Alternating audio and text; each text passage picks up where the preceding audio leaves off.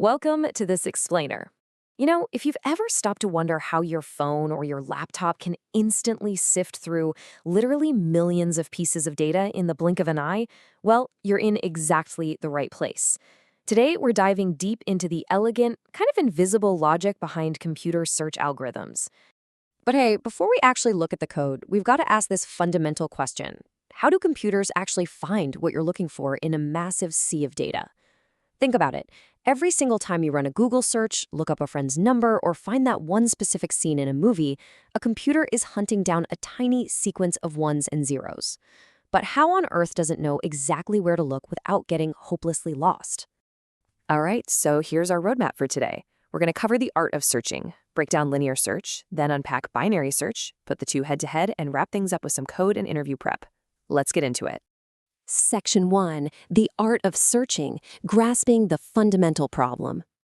So at its very core, searching boils down to one incredibly simple mission: systematically locating a target element within a data set. In computer science, we often visualize data as an array. Basically, just picture a row of sequential boxes, right? And each box holds a piece of information. The real challenge here is figuring out the absolute smartest, fastest way to check those boxes to find the exact item we want. Moving right along to Section 2, linear search explained, or as I like to call it, the human approach to finding data. To really wrap your head around linear search, just think about how we humans usually solve problems when we aren't trying to be, overly clever. It's exactly like reading a massive physical book, page by page, starting all the way at page 1, line 1, just to find one specific sentence. I mean, it's a completely foolproof method, right? If the sentence is in there, you are definitely going to find it. But man, as you can imagine, it is just incredibly tedious. Let's actually dry run this concept on an array. Picture the computer checking every single slot one by one. It looks at the very first box, index 0. Is this my target? Nope. Okay, it moves to box 1. Is this my target? Still no. It just marches forward in a straight linear path. There's no skipping ahead, no intelligent guessing, just relentless step-by-step checking until, boom, we hit our target. And because of that relentless one-by-one checking, we get to its time complexity, which is O of n, or big O of n. Now, in plain English, that n just stands for the number of items. This literally means the time it takes to finish the search grows in direct equal proportion to the total number of items you're looking through. Got 10 items? It might take up to 10 steps. Got a billion items? Yeah, that could take a billion steps. Now, the huge upside here is that it's super simple to write, and it works perfectly on messy, entirely unorganized data. But on the flip side, it completely breaks down efficiency-wise when you're looking at scale. For massive software systems dealing with millions of users, O of n is just brutally slow. Your computer would literally freeze up trying to find a single record. Which brings us to Section 3, binary search explained, the optimized divide and conquer solution. Okay, before we even start with this one, you've got to remember this absolute golden rule.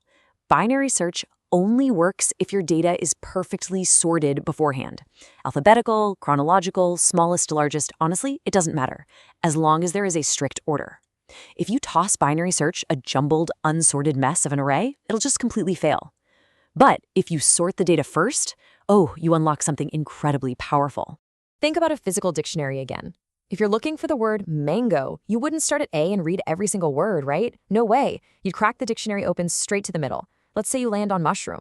Well, you immediately know mango comes before mushroom, so you just mentally rip the dictionary in half, throw away the entire right side, and repeat that exact same process on the left side. You've literally just eliminated thousands of words in 1 second. If we dry run this, we can see this elegant divide and conquer slicing action home right in on the target.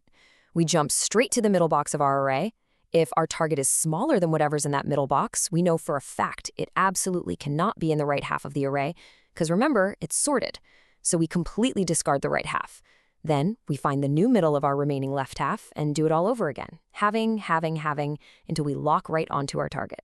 Because we're aggressively cutting the remaining data in half at every single step, we achieve this blazing fast time complexity called O of log n, or big O of log n.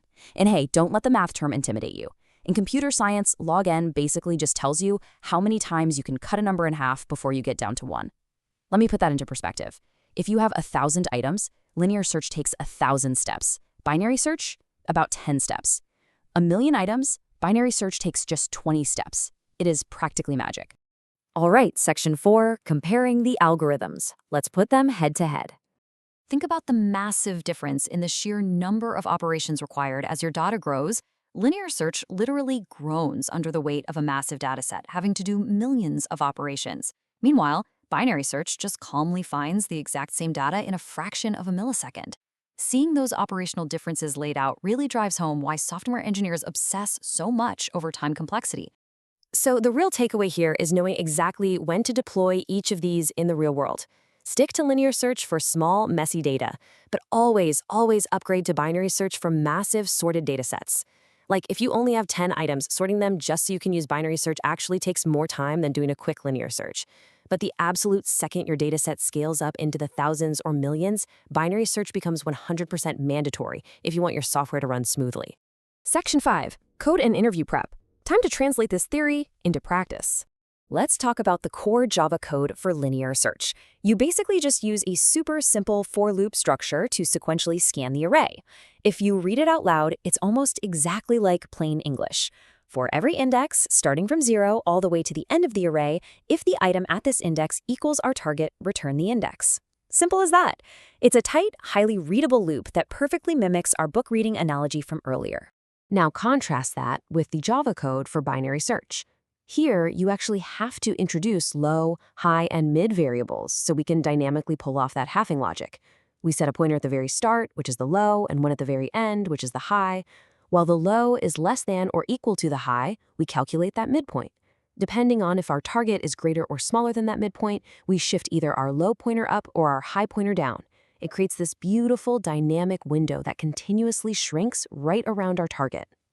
And hey, if you're interviewing, tech recruiters absolutely love to test your conceptual understanding of this with some rapid-fire questions. For instance, they might ask, can you perform a binary search on a linked list? Usually the answer is no. Unlike an array where you can instantly jump to index 500, a linked list forces you to travel node by node, meaning you can't just instantly find the middle. What about duplicates? Well, binary search will find one of them, but not necessarily the very first one unless you add some extra code. Knowing these little edge cases is exactly what separates someone who just memorized the code from an engineer who truly understands the mechanics. To bring this all together into one ultimate mental cheat sheet, let's recap the core concepts we just explored. Linear search gives you O of n complexity, requires absolutely no sorting, and is perfect for quick small jobs. Binary search offers that blazing fast O of log n complexity, but absolutely requires sorted data and is a total lifesaver for large-scale databases. If you can lock this matrix into your memory, you have officially mastered the fundamentals of search algorithms. I'll leave you with this final thought. The next time you search for a specific contact in your phone, I want you to think about which algorithm is actually running behind the scenes. When you open your Contacts app, your friends are usually already sorted alphabetically, right? And when you type in a name, the results filter instantly. Now that you understand these mechanics, you can actually start to see this invisible, elegant digital architecture hiding in plain sight all around you. Keep analyzing, keep exploring, and I'll catch you in the next explainer.